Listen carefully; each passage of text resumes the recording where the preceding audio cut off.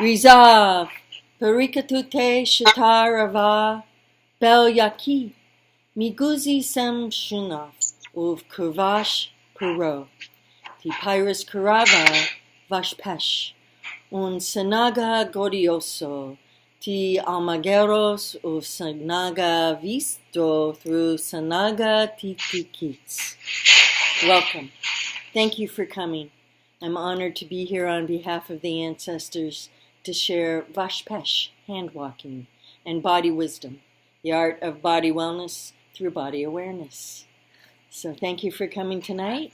And tonight we're going to be talking about Kyong number 3, which is bijii.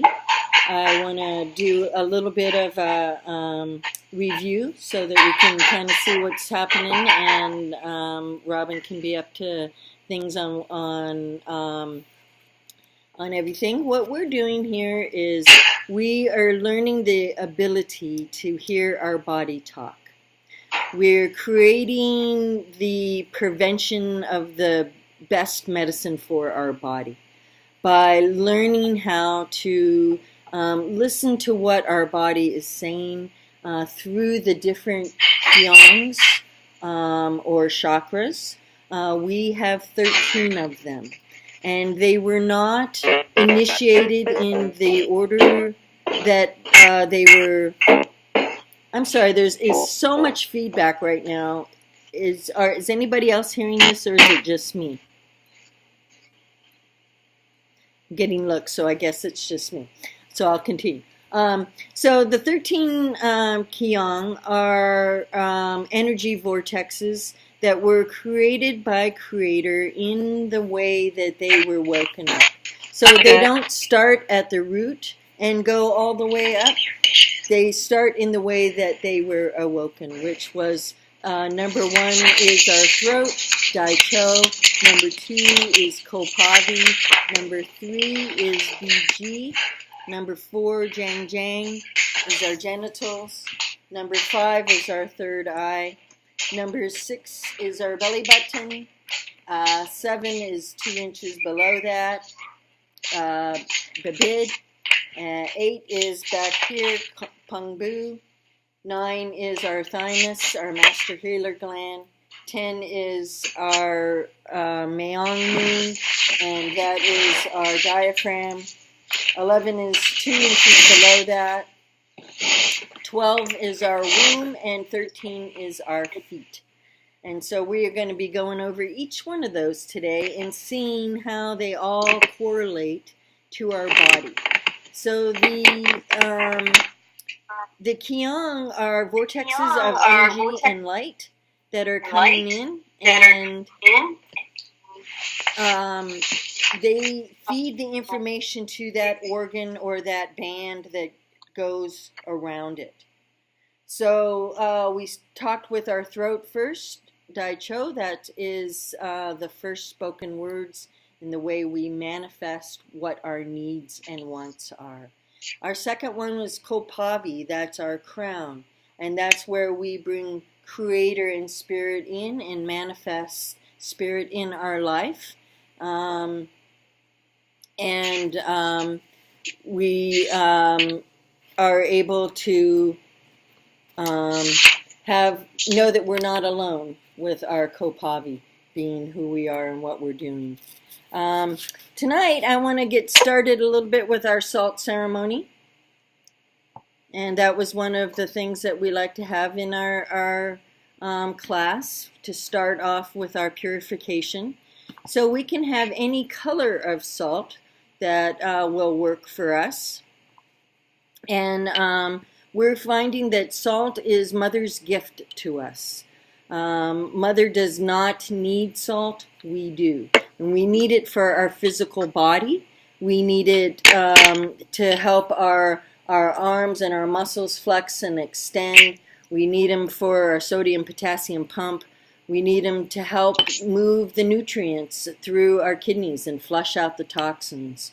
We need it as the electrical pump or the electrical nerve impulses that keeps that going.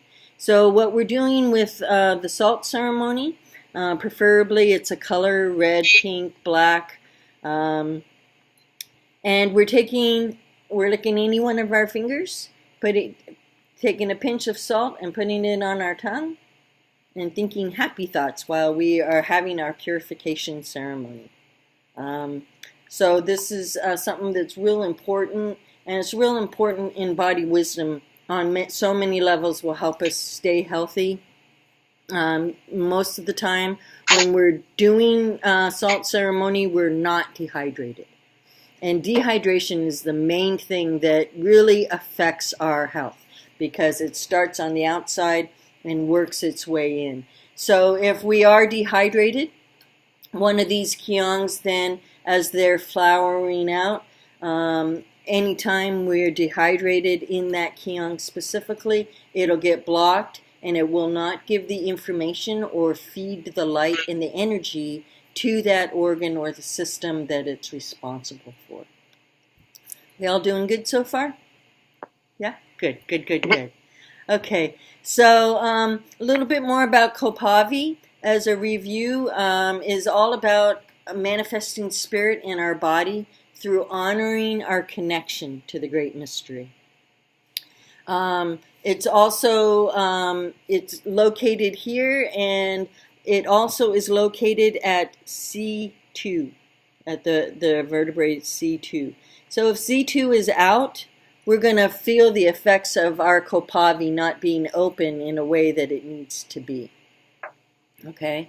So we want to remember that through honoring enlightenment, we are able to stay here in a good and right way a little easier. We'll be able to be grounded if we are honoring that there's somebody out there greater than ourselves. To touch Kopavi, if we would touch on top of it, which we did last week, so you can actually feel it. It's usually about 3 inches or so, and then it blossoms out. So to touch it, to physically touch it, if it's soft and hot, that usually means that it's open.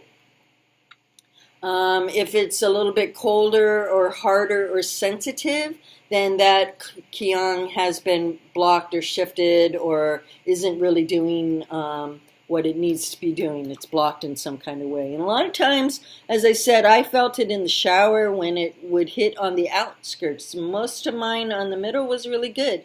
And just to feel it, you can lightly touch it all the way around that crown, which is about that big, and it'll feel sensitive if it's closed.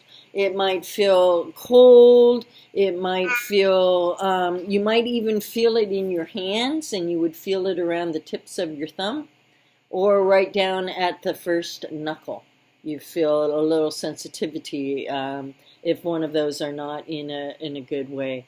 So just by lightly feeling it, or even you can put your hand lightly on top of it and just see if you can feel some heat coming off of it or feel some tingling coming off of it. And sometimes if you're just half open or half closed, you'll only feel half of it tingling or buzzing. So are you feeling anything like that right now, Robin? It doesn't feel soft, but it definitely feels hot. Okay, good. How about you, Aviana? I definitely feel the heat.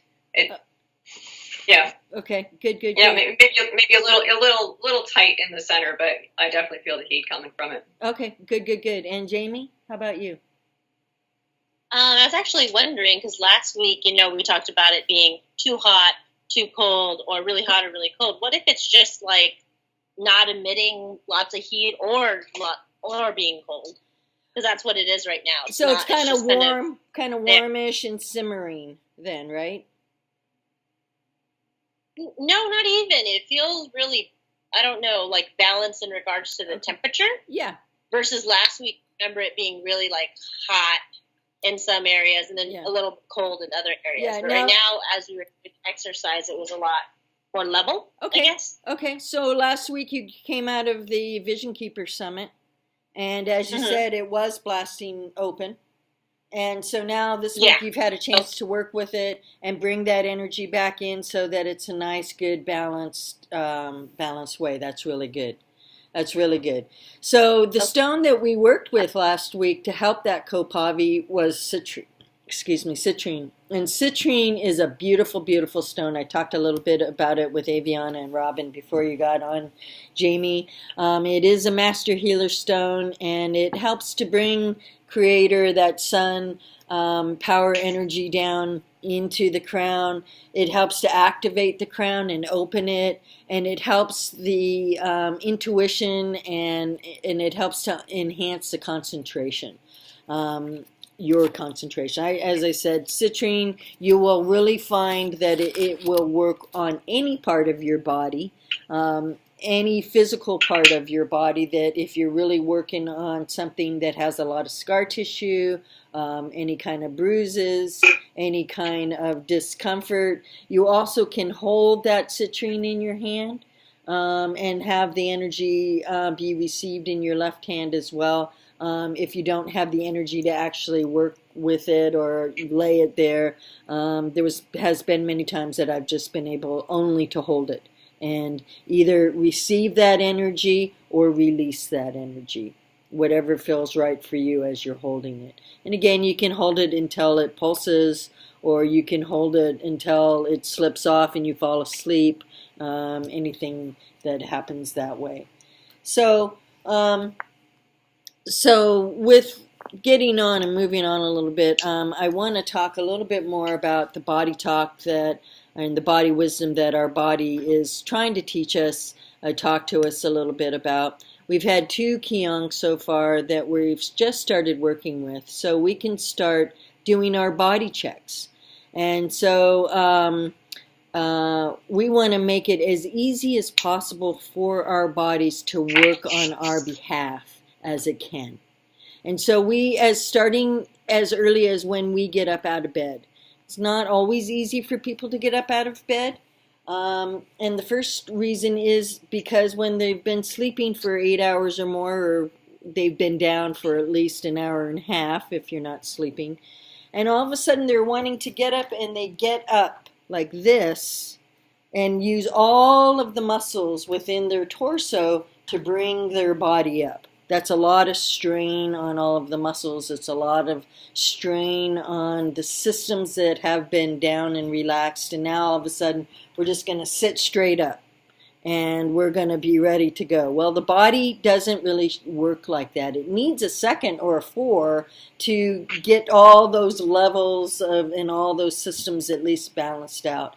So if you've noticed when you go to get up in the morning and it's really hard for you just to sit up, try rolling on your side, whatever side is closest to the floor. And for me, I sleep on the right side, so I'll roll on my right side, and I'll actually use my fist to push me up. So that way I am assisting my whole body instead of making my body with all of the muscles just pull it up through all that gravity, all that sluggish energy because we've been laying flat. That energy doesn't just jump start and go, It's just like when we turn the car on, we let it warm up for a second. That's what we really need to do to our body so that we're not making it work harder and pulling those muscles when they're not really warmed up and it's not really ready for us to do that. So by getting up slowly, then we sit on the side of the bed, we swing our legs over, sit there just for a second, and we can do a quick body check. We can really take a second and say, okay, body, how are you feeling today? Is your body achy? Is your body flexible? Or do you feel pressure in your head or in your sinuses or pain in the middle of your shoulders? A lot of times if you just take that second, you're going to at least get that body check so you know, okay, what do I need to do to get my body started and get it going? How about your energy? Is it really low? Or are you feeling anxious or really like you hadn't slept at all for the last 8 hours? So the first thing you want to do after you do that quick body check and just see how the systems within your body are, is how much water did you have that day before? so that you can really start working on your water, because as you know, water is one of the most important things that we got going on. And it's so easy for us to get dehydrated and then have those Kyongs come out of balance. And as they come out of balance, then we can mess up our systems and our day quite easily, quite quickly by doing that. So that's the first question, that after you do your body check, how you're feeling, how much water did you really have? So as a really quick review with the water, I like to have people, at least for their calculations, drink half their body weight in ounces a day. So if you weigh 100 pounds, you want to be drinking 50 ounces of water to maintain your body and system. If you're not drinking that and you're having aches and pains and allergies and headaches and pressures and different things like that, it really is to do with the water. So by drinking your water, if you are feeling any of these slugishnesses or toxic or feeling like a lot of pain in your joints and different things, you want to be drinking your body weight in ounces a day. So that will help you then run back and forth to take your potty and go to the bathroom. Salt ceremony is going to totally help you want to drink that water. Water only counts for water. You can do lemon and water without it messing up the molecular structure too badly that it's going to do anything for that it's not going to do anything for your body. That's the first thing you want to do, is just check and see how much water you've had so that you can kind of get back on the track for the day to follow. Do you know that we lose a pint of water in respiration at night just by sleeping? That's a lot of water through just by perspiring. So, I mean, we're losing it through our feet, we're losing it through our breath, we're losing it through our pores. It's very, very, very easy to become dehydrated very quickly and not even know it. And the next thing we know, we're in trouble because our Kyong aren't working right. And from there, all dis-ease, remember, starts outside of our body. And then once these Kyong get dehydrated, then that dis-ease comes in and it settles in at the weakest link it can find. It really isn't picky. So it's just going to kind of go there and be happy to take over. And it takes over really quickly, and then with the stress and everything else we have going on throughout the day, then we're in trouble and we don't even know it. So I just kind of wanted to start us looking at our body checks in the morning.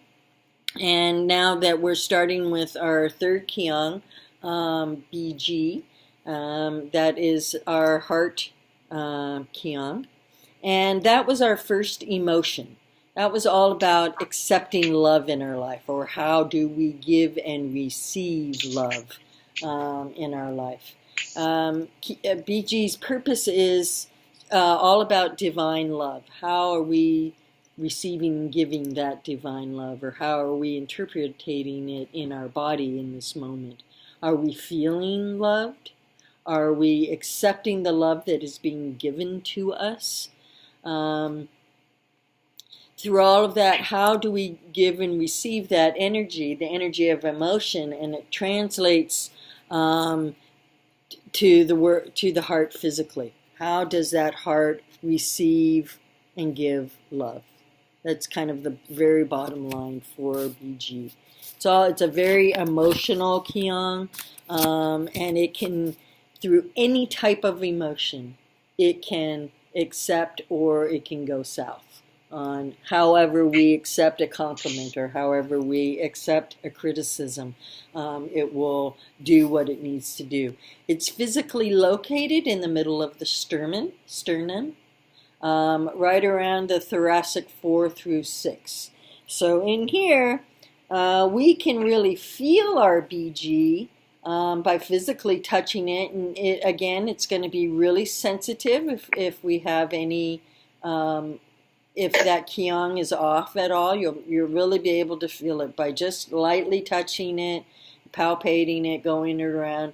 You can lightly put your hands just above it to see about that energy again. If you're feeling the heat or the cold, or what exactly that's feeling like or looking like for you as well. And you can tell how far it does go out as well. A lot of times you can feel it in there. I'm liking the physical aspects of these Kyong. So I really, yes, we can feel them, as we go out from our body a lot of times.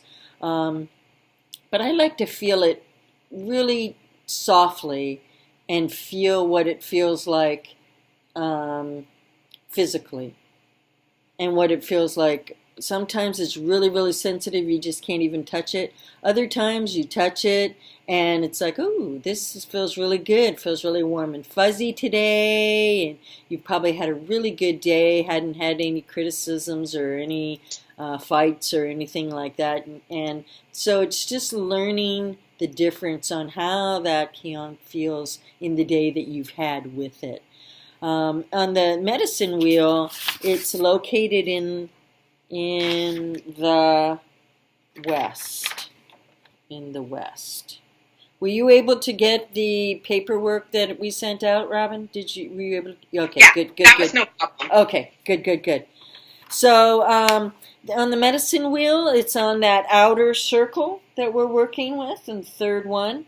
That stone work is all about ease and how we go through our day. Is it easy that day? Are we are we just kind of going with the flow with things? How is that working for us in that? So that's where it's located on the medicine wheel itself. Bijii is responsible for the heart center. So that's the main spot of the heart center and the love and the security all around that. It also, as it's blossoming out, it is responsible for the liver, which is on the right, which is just below, within that same band that we're working with here. So on our little dude here, he's going to be, it is higher up, but that duct on the liver, it's high, so it comes right as at T6, right at the edge of that, where that would be. So the liver, and this kind of intrigues me because the heart is all about love, and the liver is the major filter in the body, and it's also the seat of anger and rage.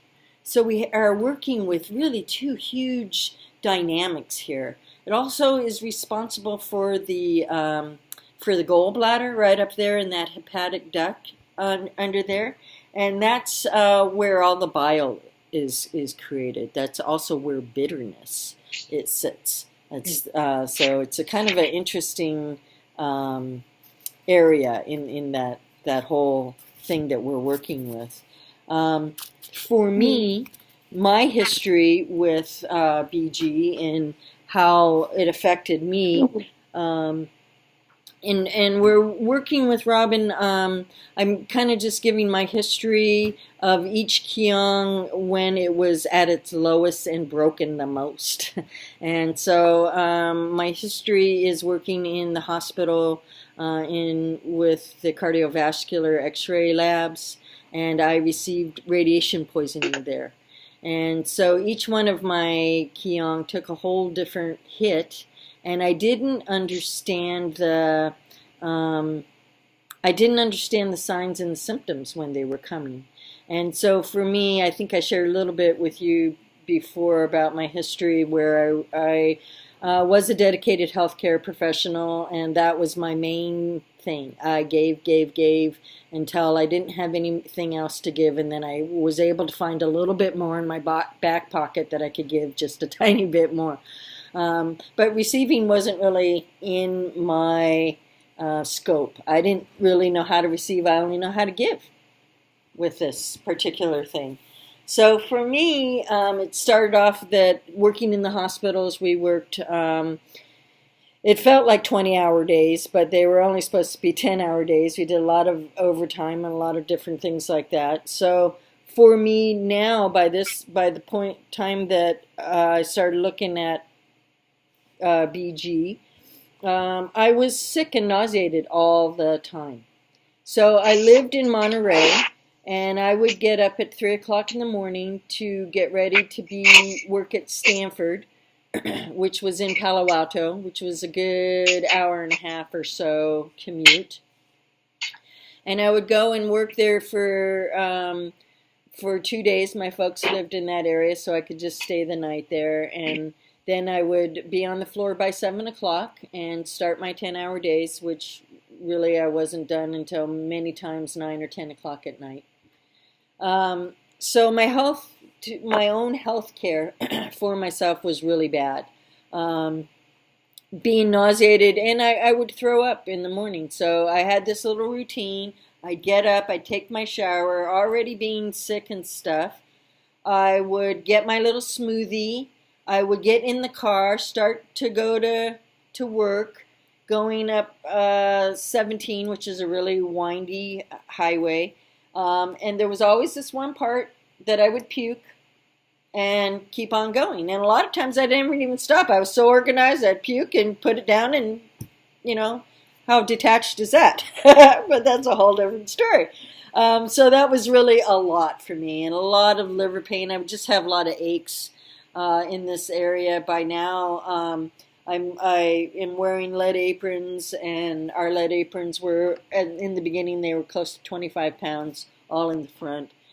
So they were all pulling down and in front. And being in a teaching hospital, we couldn't take our lead aprons off, otherwise we would lose our aprons, our lead, and then we couldn't be where we needed to be with that. So with the liver, had tremendous amount of problems taking a deep breath in. Wasn't really into the breath of life, I guess, and just had really shallow stuff. If I did something too deep, it hurt from here over. I had heart pain, and it was heart pain not like knowing that I had heart disease or anything, but it was like my bijii ached. It ached to be loved in a good and right way. It ached to be loved by me. And it ached to be loved by anybody, I guess, not just as that. So that's when I really was emotionally shut down, and that was when I really found out about the giving and receiving.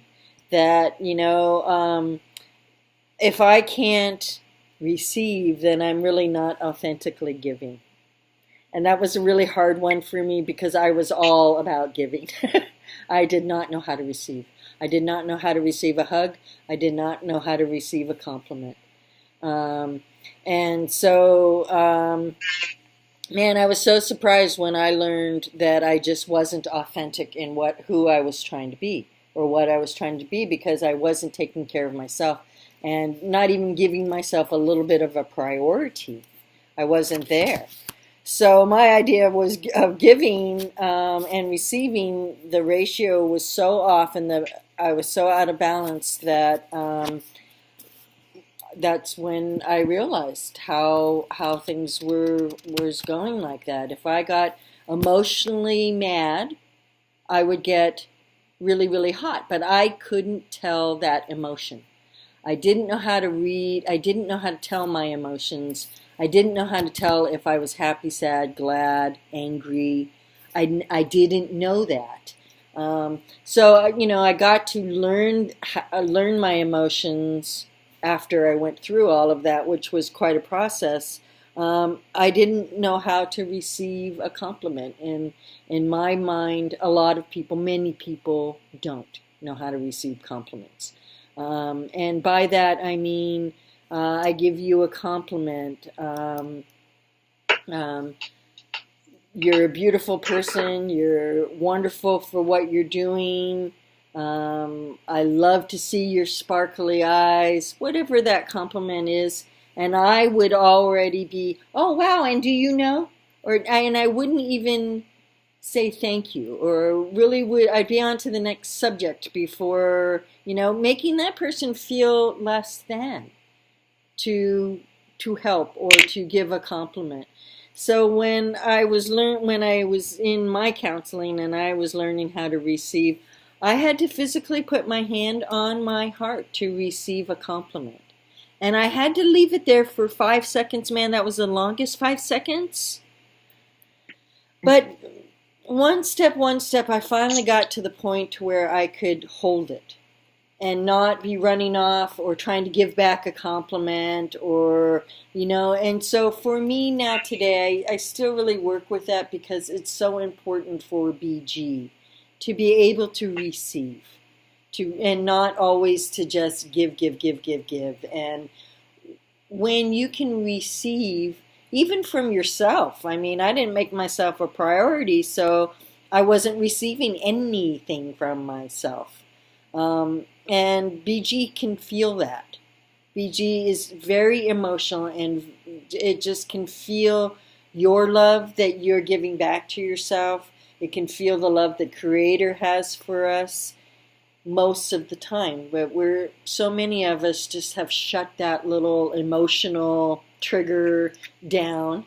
And, then we're having my food and my nutrition didn't help bijii at all because, again, I wasn't putting bijii for me first. I was a junk food junkie. I was a junk food vegetarian junkie. So all of my food, Cheetos and corn puffs and stuff like that, all packed with MSG, is not helping my system, not even a little bit.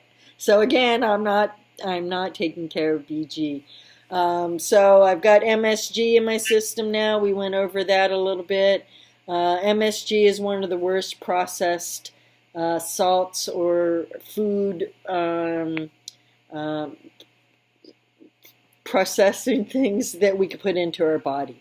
And it just puts off so many different dehydrating signs for our body that it doesn't even know how to deal with it. And still I wasn't doing water on top of all that. So I'd shut my emotions down. I was not listening to bijii or even thinking that I had to do anything with bijii, and ended up with chest pains between my shoulders. I had pains in back, pains in front, and I had heartburn. And heartburn is mostly all around fear. Everything, fear and acid. So that goes back to the bad nutrition, having the acidic system, not drinking the water, and shutting down my emotions. So the pain in the liver and the gallbladder, that was right around the elbow area. I was doing a lot of hunching. When you start doing hunching, it's hard for me to even hunch nowadays, but when you start doing hunching, you're actually trying to protect that heart system. You're trying to protect that bijii. So your whole system is starting to come down like this. So that's one of the first signs, is when you're hunching or you have bad posture, that your bijii is not being taken care of in a good and right way, in a way that it would help you. So another way you can tell in other folks and even in yourself is through shoulder checks. A lot of times with shoulder checks, bad posture and hunching, your shoulders are up. So this is another protection kind of thing.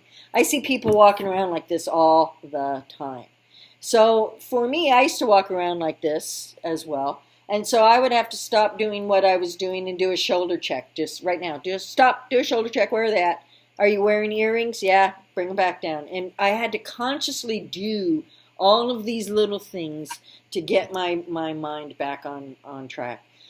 So another thing that I realized at that point is when you give a hug. So I couldn't give hugs at first, so I would do the one arm hug, come back, And so then people would say, really, Lynda, you're going to hug like that? Yeah, that's it. No emotion in it, no sense of love or anything was I giving out. So then I would hug like this. So the shoulders are up and we're hugging like this. So I'm still protecting that heart center area. And now I'm really very aware of the heart center. I'm very aware of bijii. I'm very aware of the love and the amount that it can receive and that it can give. And so when I go in to hug somebody now and they're like this and I'm trying to get my chin, kind of in a nice comfortable spot, it's one of the first signs that bijii really is not strong, and that it's working on trying to protect itself the best way that it knows how, because that's how it knows how to do it, is by hunching or protecting itself in that kind of way. So some kind of outside forces that could cause bijii to become dehydrated is the environment, or the environmental workplaces. We know how much stress is at the workplace. We know how much stress is at the home, in the family, or in the home environment. And those are some really big places right there that bijii is going to take its hit throughout the day. Any kind of excess chaos or anxiety, any kind of smoking of any kind, bijii is just really not into smoking at all. It doesn't really like prescriptions and non-prescription drugs.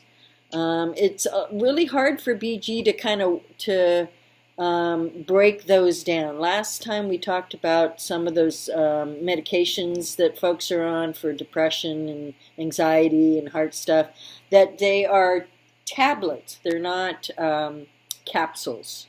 So those tablets are all compressed, and they actually have glue in them to help keep all that together.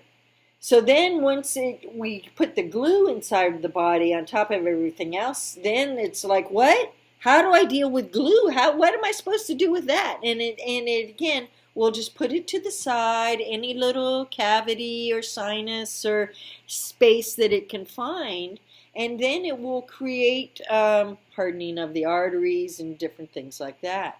So some of the other things that bijii really, that dehydrates bijii is caffeine or colas, or the cheap chocolates with a lot of their refined sugars. The dark chocolates are good, but that refined is just really not, it really just for the whole body, but bijii really doesn't like that at all. None of the colored teas. All that colored tea and the colas and stuff, all that, the caffeine is what really messes with bijii. It has a hard time, different systems in our body like that caffeine, but with bijii and trying to really pump and circulate that blood around, it's too hard for bijii to have to work with an extra kind of stress, which is making that heart pump a lot faster than what it really needs to. It also doesn't really like sunbathing, believe it or not, too much. It really dries that out. So as far as it can handle some light bathing out there, but it really it works as more of a radiation kind of a thing for bijii with that area. With MSG and toxicities that's in that kind of dehydration, when we put MSG for bijii, we get the shortness of breath, we get the asthma, we get heart irregularities, we get the hot flashes and the nausea and chest pressure. We find weakness, and we get some pretty big mood swings with that. So another thing that bijii doesn't like, and this really is hard for me because I am really into those showers, those hot showers. That's what gets my system going in the morning. And if I can't really have my hot shower in the morning, I don't really do as well as I could. I have my other tools so I can get my stuff going, but I just feel like I'm missing out. But it really doesn't like excessive heat or excessive showers in that area on bijii. It will really just dehydrate it. It makes it pump a lot harder, work a lot harder than it really needs to do. And there's some soaps that bijii doesn't really care for as much either. So we want to start looking at our soaps and use as much natural as we can. If you're using any kind of soaps or anything that actually has tea tree in it, tea tree is a okay kind of a herb to use. Usually you only want to use it on the outside of your body. You don't want to use it on the inside. But bijii doesn't really like tea tree either. It's kind of a shocky type of a herb or essence for that. So if you're using soaps or anything that has that kind of thing, then you just want to make sure that you don't use any kind of tea tree as around your bijii area. But it does like ice packs. So if you are feeling really hot or you feel like you have that high temperature or your heart is just kind of really pounding really hard and you have high blood pressure, you can use ice packs. I use ice packs on my bijii all the time. When you're using ice packs, you don't want to use the ice pack directly on your skin. So if you can either put it in a towel, I personally have mine in a little ice bag, and then I have a shirt or something that I usually put on. So if you put it directly on your skin, that's going to freeze your skin and give you some freezer burn, which you really don't want to do that. That's a little hard for your body to work with. Otherwise, and that'll bring your blood pressure down really quickly, really nicely, and your heart will be going, yeah, that's what I'm talking about, like that. So some of the signs and symptoms that we have that are around that creates of dehydration for bijii is heart pain and heart dis-ease.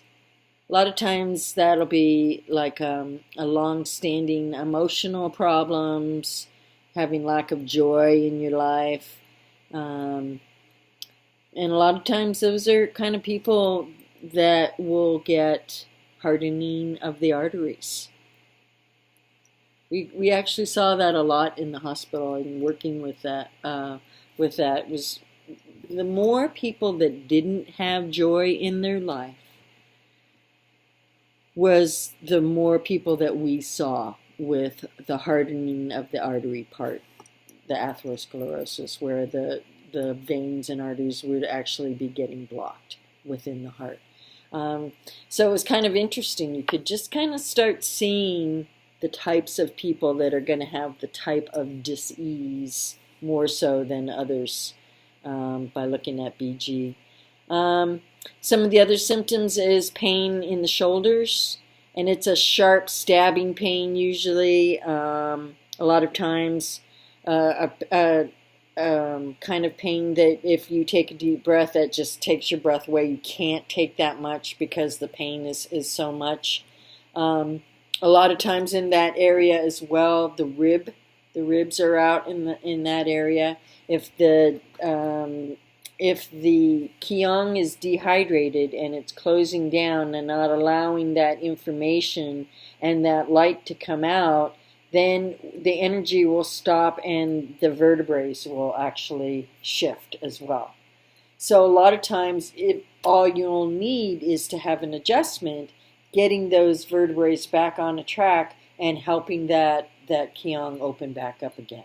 So if your vertebrae are out kind of like a snake, then those Kyongs are going to be definitely affected from that.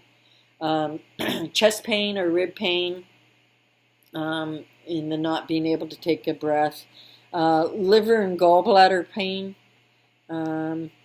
Liver problems, as I said before, liver and gallbladder, that's the seat of anger.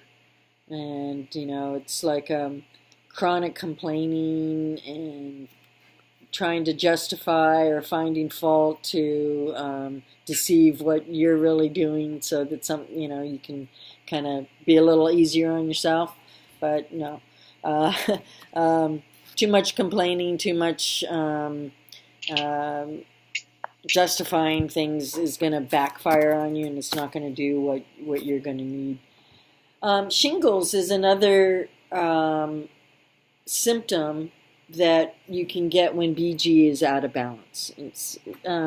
Shingles is a virus. It's a very painful virus, and the energy around that is all about, you're just waiting for that other shoe to drop.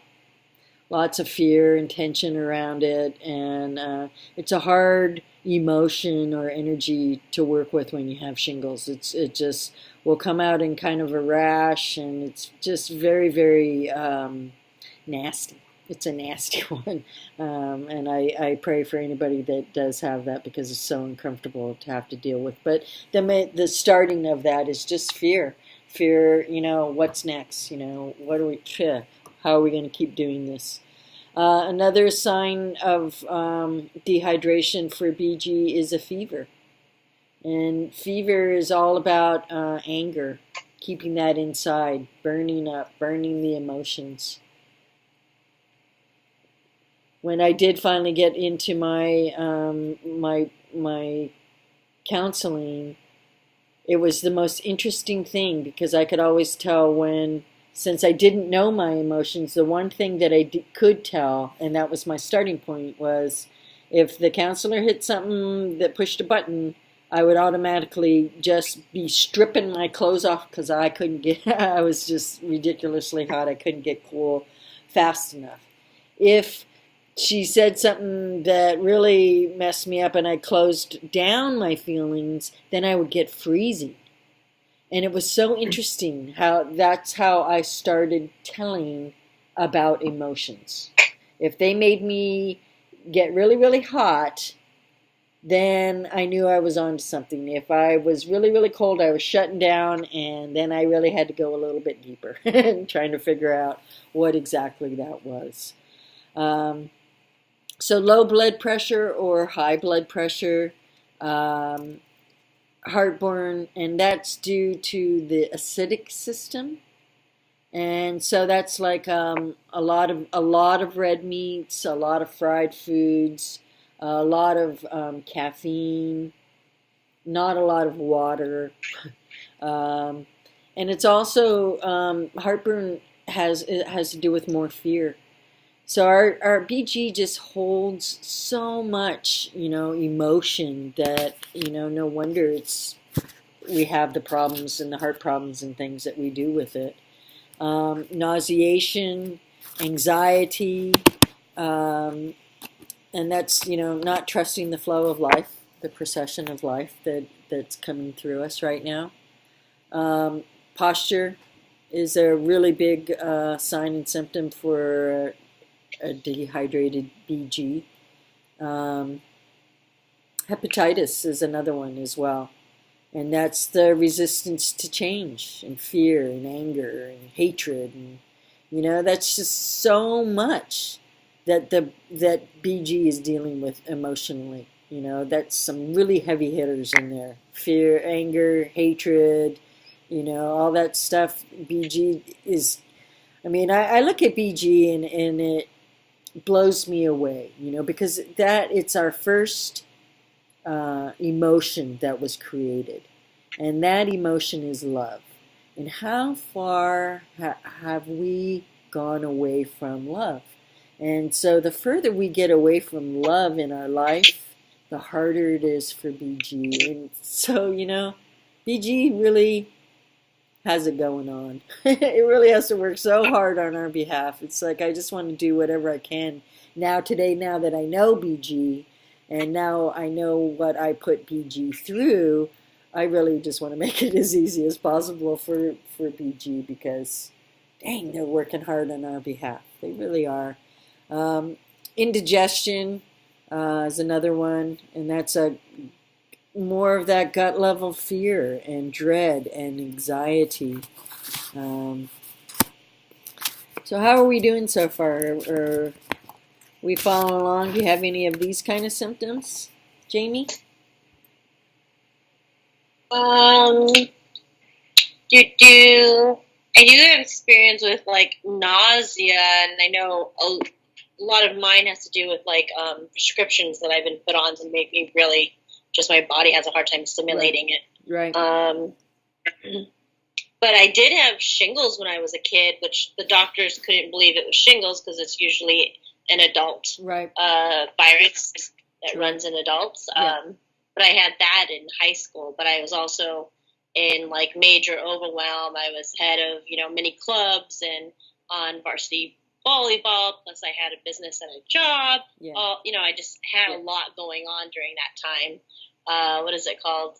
So and when I went in, they had said that they had started to find shingles in more children than in the past because of this experience of children doing too much and having too much on their plate and having to be the grown up, at a young age. That was where I was too. I didn't have shingles at a young age, but losing your childhood, and all of a sudden.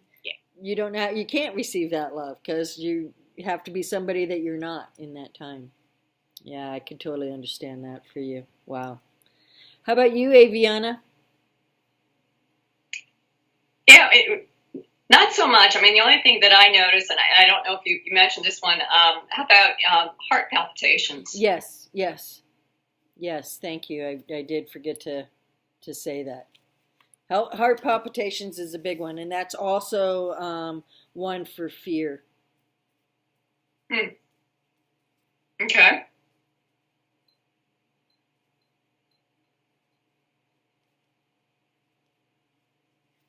just need to write that down so that my notes are complete.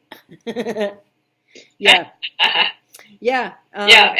Yes. I mean, and sometimes it just just happens out of the blue at a random point in time that, I'm not doing anything, not really thinking about anything. So, I don't quite know where the fear would be coming from. Yeah, it could be one that's set in there and, kind of wiggled around, and you might have forgotten that little seed bead that happened many years back. And, what does that look like from now? Because it starts out here, and we can keep those pieces out there, and then any little bit or bobble is going to go into that heart, and we just kind of suck it up. We don't say anything about it. Our idea of unconditional love, our idea of giving and receiving is a whole different thought process, than bijii. So a lot of times we'll be getting those hits, and we don't think anything of them because that's, we're used to that.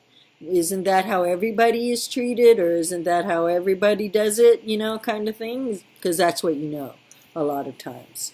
But the heart palpitations are little, they're little quiet guys that will all of a sudden come around when you least expect them a lot. And they can just be a little fear, and it could be just something that kind of floats through or not float through, that triggers it, or something that you see that triggers it. We talked a little bit about in Dai Cho, when you have something fearful come up, we take that breath in, and a lot of times, Robin, that's where that allergy comes in. Because that allergen is going to float right on that fear bubble and go to the weakest link. And then the next thing you know, you're allergic to strawberries or different kind of things like that. But a lot of times it's a stressful situation that has happened. And in that moment, your body receives it and it takes it in through that breath, through that very first Dai Cho, through that first Kyong. So have you experienced anything, Robin, that we've talked about a little bit tonight? Mostly the hot and the cold. I definitely am very aware of the hot and the cold and how it's affected by stress or the cold when I'm anxious. So it was interesting that you said it was about diving deeper. And so I thought, so maybe then I'm like, I know I'm supposed to dive deeper in that situation, and then that makes me more anxious. Yes. Yes. Of course, as I've gotten older, I've blamed the hot on that. I'd say, it's just a hormonal thing, right. It must be. But what I found really interesting is I will have what I called, hot flashes more in like a work situation when it's stressful or something like that. Amazingly, I flew 9,000 miles away and I didn't have a hot flash the entire time I was gone. Wow. So that was 15 hormones. days and I didn't have a hot flash. That's kind of weird, right? Yeah, right. So it made me feel like, so more of this is, yes, well, I mean, obviously I have hormonal things going on. It's also how much of it is stress or anxiousness or things that are causing that, as opposed to just, like you said, a normal. Oh, it's normal. This is what everybody goes through at this time. Right, right. And some of it is what the masses are going through together at the same time. And that's what we know. So, if we say, how are you feeling today? Oh, I'm feeling good. Well, your good's here. And, maybe it used to be here, but we don't remember that gap anymore. So today I'm feeling good. This is where I'm at. And you could really be feeling like shit, but it's a good shit, for today, that kind of thing. It's better than yesterday's. Yeah. Exactly. Exactly. Does anybody have any questions or anything right now? Are we doing all right? That's good. Okay. Good. So bijii, how can we bring bijii back into balance? So mentally, again, we're going to just be, we're going to consciously receive those compliments. So I'm going to say then for you gals to place your left hand on your heart center.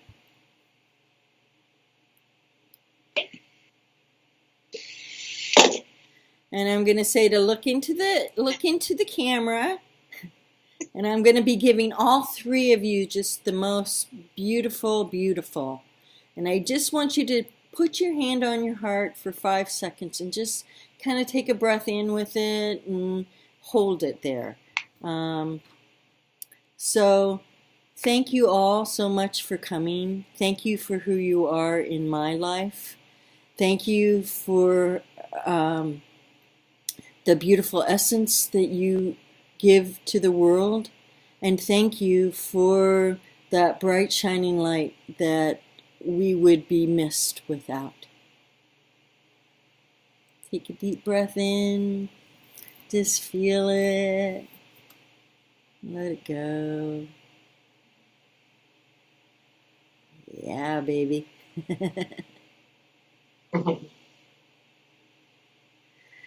So just by it being able to take that, tells bijii, yeah. It feels just a little bit different not to rush through it, right? Jamie, did that feel a little bit different for you to hold it in and just, bijii loves it, huh? Yeah. How's that for you, Aviana? Felt good. Yeah. Robin? Oh, it's great. I like to do that and feel my hand just feels like it gets hotter and hotter as I'm receiving those compliments. It's like, wow, that's so cool that all of a sudden I just put it there and there it goes. It's so good. It's so good.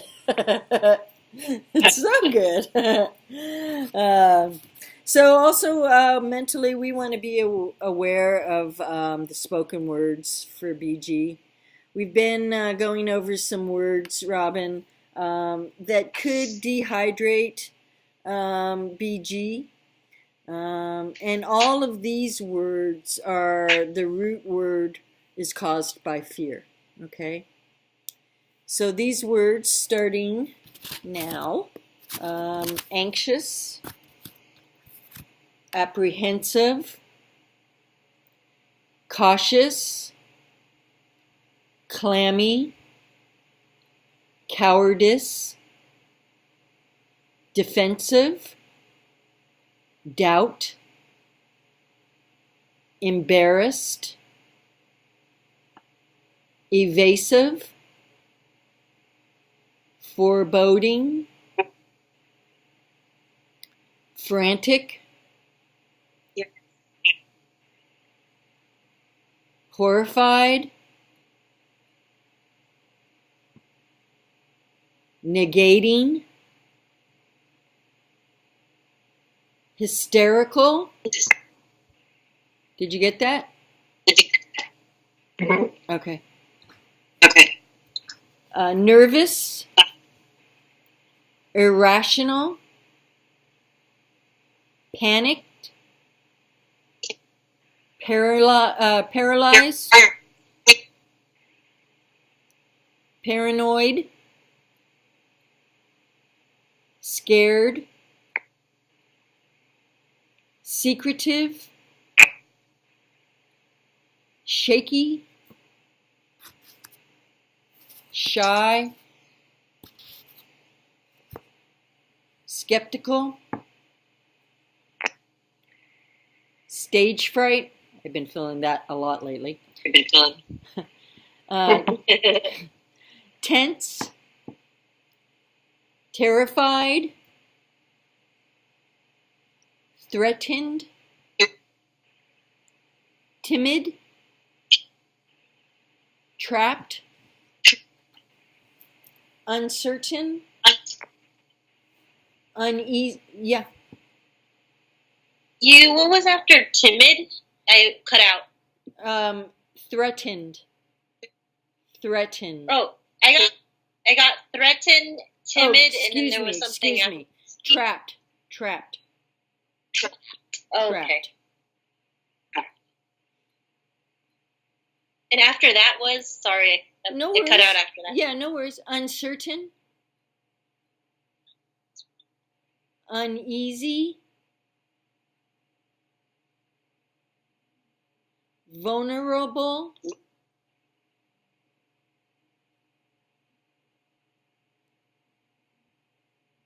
wary, and worried.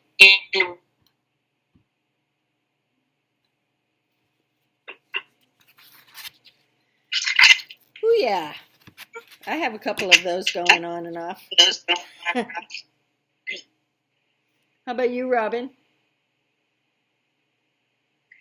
Let me see. I finished a couple of them.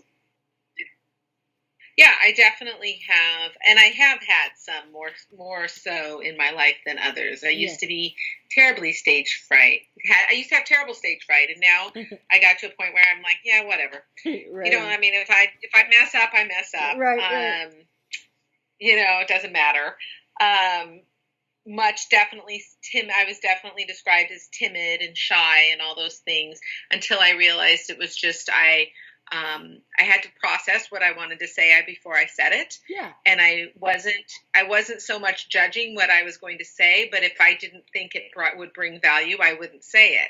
But in a work environment, a lot of times that was, no, you have to share something, even if it doesn't make any sense. You still should share, right? Right. And so it took me getting past that to know that it was okay to say, yeah, I don't have anything to say today.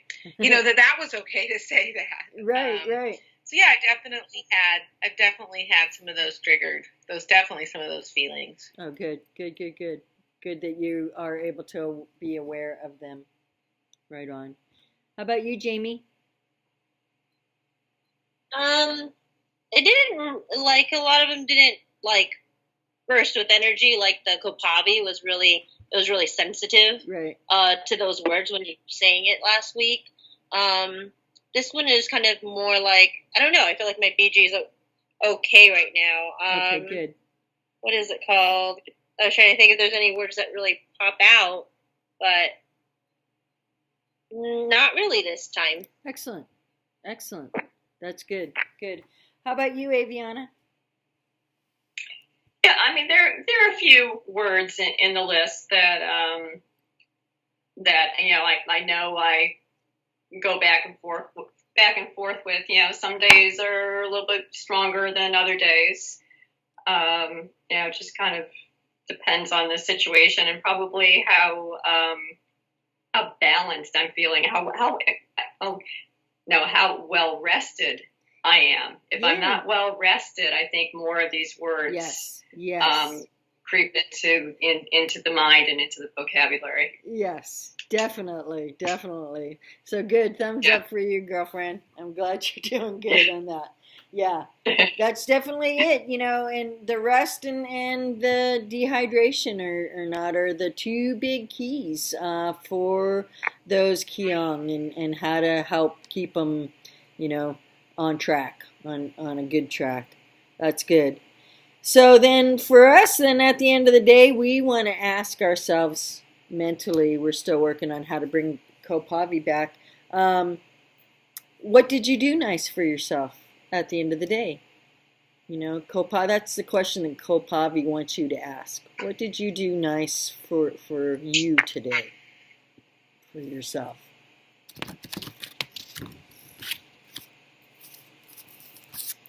So we then always want to be just aware of that spoken word, and, you know, Kopavi is all about love. Anytime we can receive it or share it or move it on, Kopavi's all about that. How can we work with Kopavi on an herbal basis? Excuse me, not Kopavi, bijii. Bijii loves cedar. Cedar is all about banishing. So if you have cedar, normally a lot of times cedar comes in this loose kind of little pellet kind of things. And if you're using that in your home or with a client or something, you usually like to make sure that that at least a window is open, because this gets rid of such negative energy that you can get that negative ball of energy just wafting through the house. So I like to use the little ones in my little shell and smudge. bijii loves to be smudged, so here we go. Smudge all over you too in your heart centers. I'm learning what we can do across the seas or not. Hope we have a little escapee. Some other things that you can do with this cedar is you can make bundles or essence bundles with them. And the essence bundles are really good for putting in your drawer, in your panty drawer, or in your clothes drawer, so there's no bugs and things that get in that. There's little cedar bits and baubles. You can put it out and use it in your closets and stuff. Smells really, really good. You can also use a milkweed thistle. It's really good for detoxing the liver. I haven't really talked a lot about detoxing yet, so I want to just talk a little tiny bit about detoxing now. We'll go into it on a lot of different levels when we get into some of the other Kyong. But a detox, when I talk about a detox, I'm not talking about a full-on body detox. That's so hard on your body, it's not even funny. What I like to do is a system detox, one system at a time. And only one system. You can do, you don't have to follow the regime of just starting with the colon, which I usually like to start there with a detox. Start with the colon, get things moved out of that, get things moving, and then after you've done that, wait for a month or so, and then do the liver. Wait for a month, and then do the kidneys and the bladder. And I do that because, number one, we want to, and I'll talk more about this once we get down to bijii, and where the colon is. But if you do colon first, you're eliminating the toxic poisons. Okay? If you then do your liver and then the kidneys, each system gets a chance to get detoxed. If you skip your colon and go right for the kidney or for the liver, you'll still get a good detox, but we want to make sure that the colon is moving so that we can really get a good detox. But if you can't wait for that and you just say, hey, I got to detox this liver right now, you can just do some easy, lightweight stuff, which is some milkweed thistle. Take that a couple times a day. And I like to only take a bottle at a time. So the milkweed thistle, you take and they are in gel caps. So you take that, that's your detox. Do what it says to do your detox. The reason why I don't like to do the whole body, it's too much of a drain on the body. And you have to get that colon moving first. Otherwise, all you're doing is just moving everything around. And so your detox won't be what you had hoped it would be if you are just doing a full cleanse. The body cannot handle it. I've heard so many doctors prescribe full body detox. Then the body just gets so exhausted.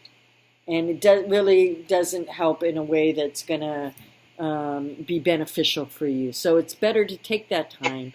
Just, do a little bit shorter bowel cleanse, then a little bit shorter liver, and a little bit shorter kidney. And I usually like to do it in those three fashions in that way. But if you're needing to get things going in this moment, then you could do that milkweed. Make sure you increase your water. Anytime you're doing any kind of detox, you want to drink your body weight in ounces. You want to make sure that you got that salt ceremony going on so that we can keep those organs going to help flush out the toxins that are being created, and we can go from there. We can use hellebore, which is really nice for slowing down the heart rate. I don't like to do a lot of different types of supplements and things. I do like some, but I don't like to really just get the whole body on it. A lot of it we can do with our hands, and we can do those kind of detoxes in a whole different kind of way. Yeah, Jamie. What was that last one you said? It cut out. What was the last supplement? Hellebore. What? Hellebore. Hellebore. Okay. How do you spell that? Hillebore.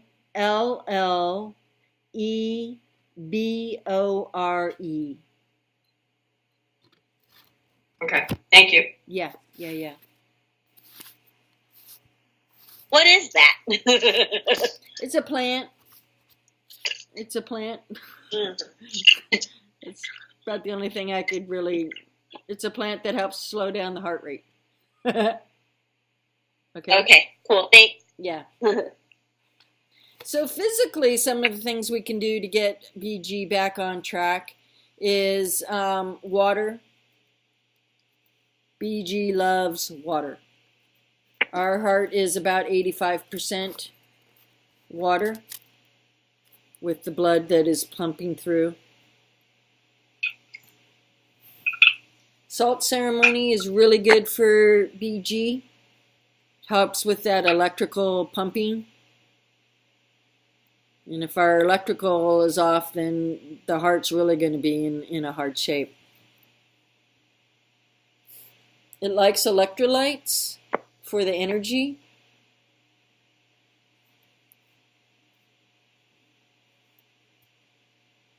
It also likes that detox bath. The detox bath again is 1 pound of rock salt, Epsom salt, or sea salt. 1 pound of only one of those, and 1 pound of baking soda. And you want to take that. Usually I like to have folks take that at night before they go to bed. Get in. You want to be in for at least 10 minutes. You want to get from the crown to the toes and everything in the middle soaked on that.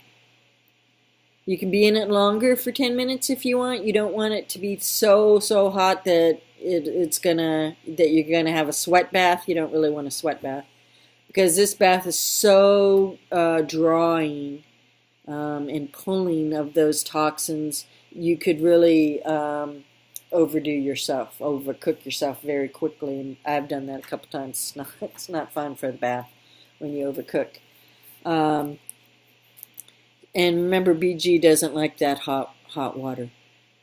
So when you're done, you can get out and just pat dry. You don't want to rub it off. leave it on overnight. And then in the morning, your skin will be really clean and it feel really clear and clean. You might need to wash your hair with salts and things, but don't be surprised if your water is a color, brown, gray, dingy, yellow.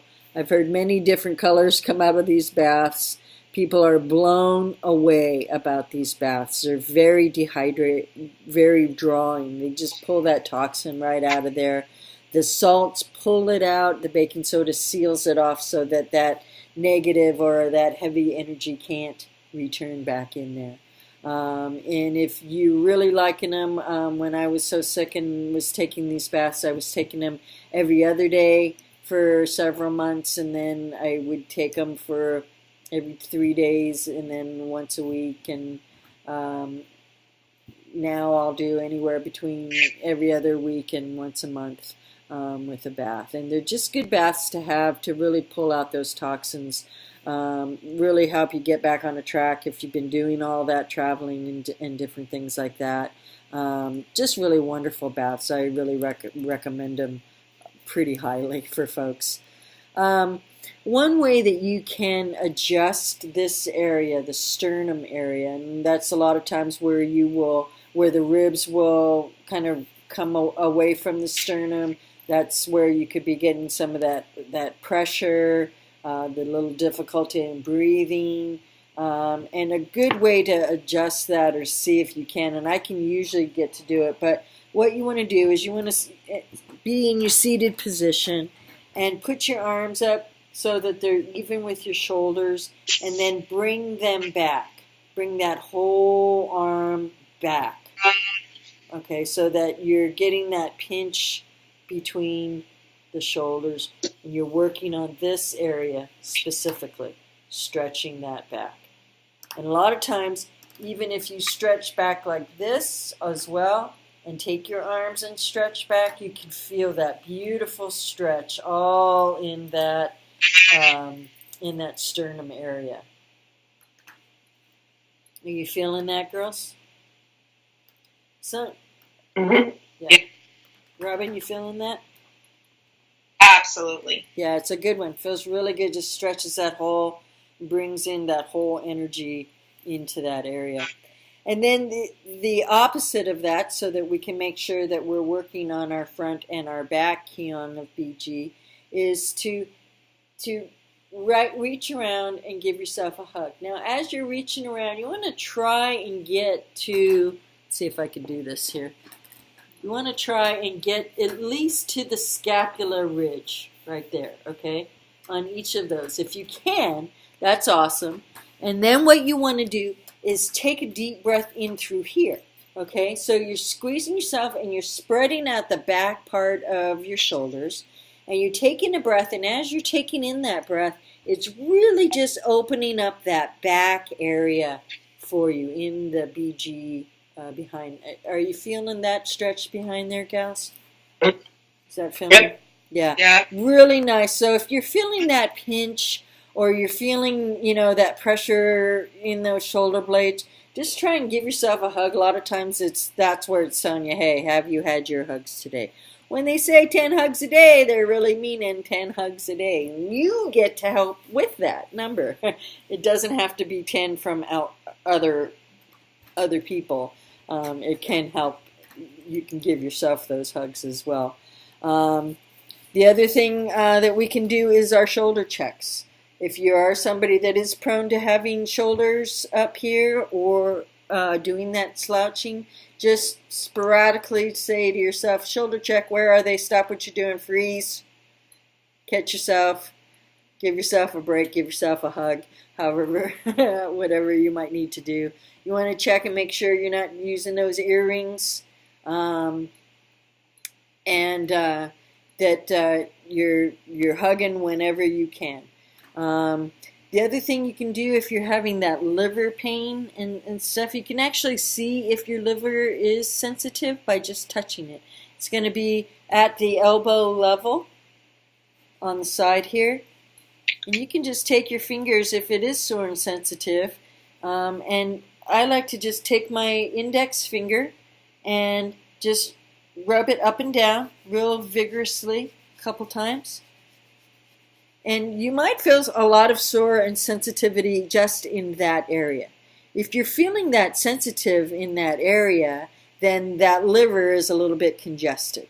So just by physically moving that energy is going to really help break that congestion up and ease that discomfort for you. Before I go any farther, Robin, how is your neck doing? My neck is very sore. Very sore. Okay, I keep seeing you doing that, and that was one of the things that that is in bijii. Daicho. All these names here. So I just kind of want to go back for 1 second and go over the exercises for Daicho.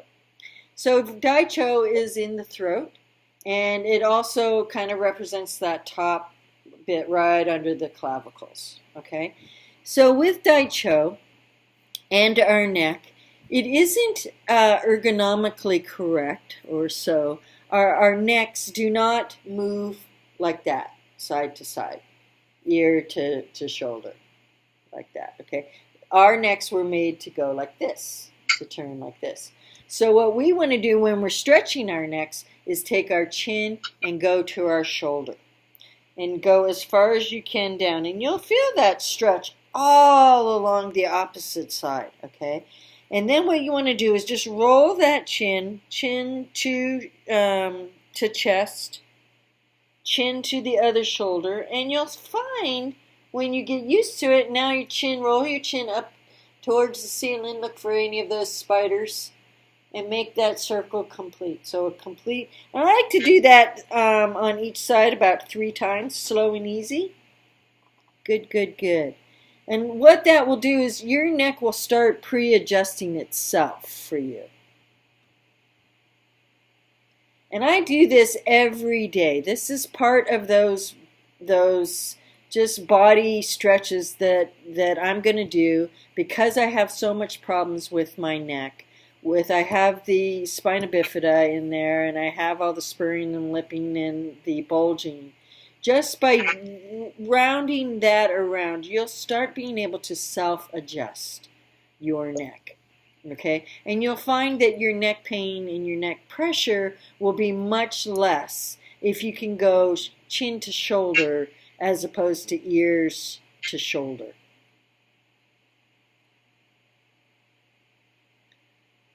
And as you're doing your rolls, do your shoulder check. See if they kind of pop up. Sometimes they'll come up as you're rolling. And so then you just kind of take a second and consciously bring those back down. And you'll find that your stretches will last longer without being in so much discomfort and pain.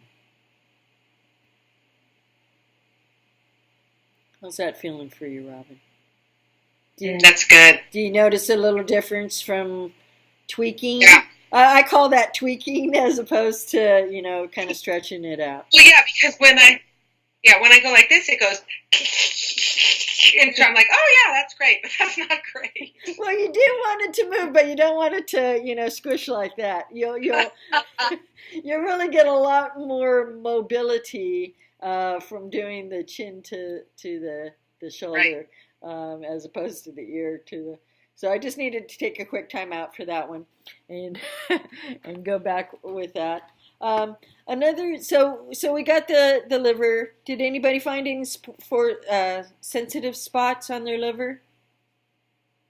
I can do that my liver all the time. Did not. You did not find any sensitive spots. Okay, good. Aviana, did you find any sensitive spots? No. And how about you, Jamie? No, good. That's really awesome. One way that we could physically bring bijii back in the heart palpitations that you were speaking of, Aviana, or just, the pound, and you just don't feel like it's beating at its normal way or rate, you can physically tap your heart, okay? Now, you don't want to do it in a real fast way. We're not trying to speed it up or anything. We're just working with bringing it back to its own natural rhythm. And bijii's natural rhythm or tone is lub-dub, lub-dub, lub-dub, lub-dub, lub-dub. So I'm just tapping my heart, lub-dub, lub-dub, lub-dub. You can do it with one hand. You can do it with two hands. This will help with the irregularity. It will help with palpitations.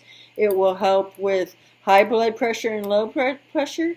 Just slow and easy, slow and easy.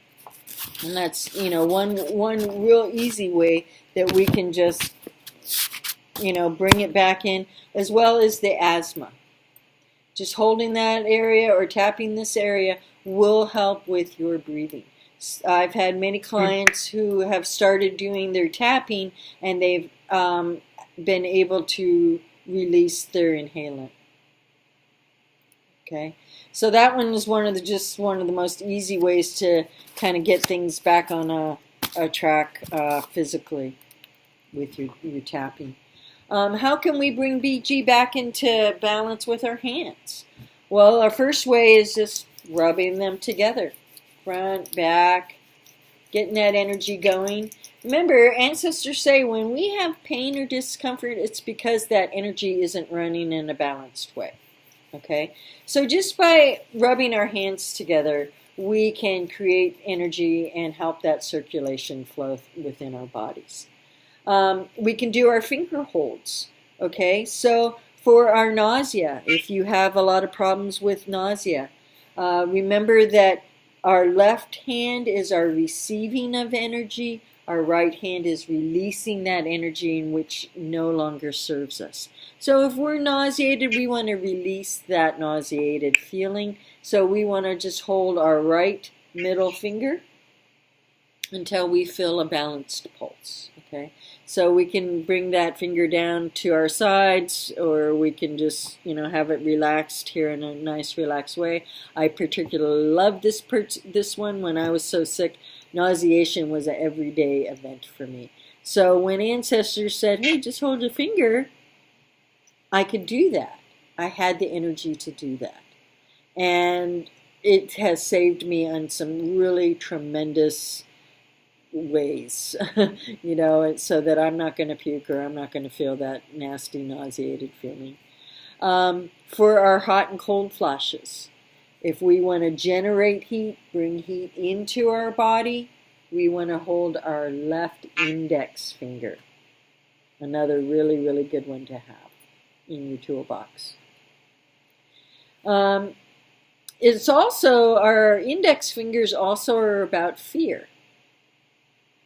So by generating the heat, then it's being soothing for us, and we're releasing that fear.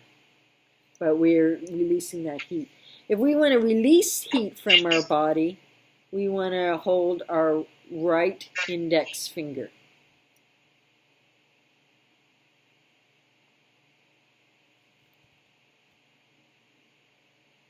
We can actually look at the color of our hands, and we can kind of see what's going on with different things as well, just by looking at the color of our hands.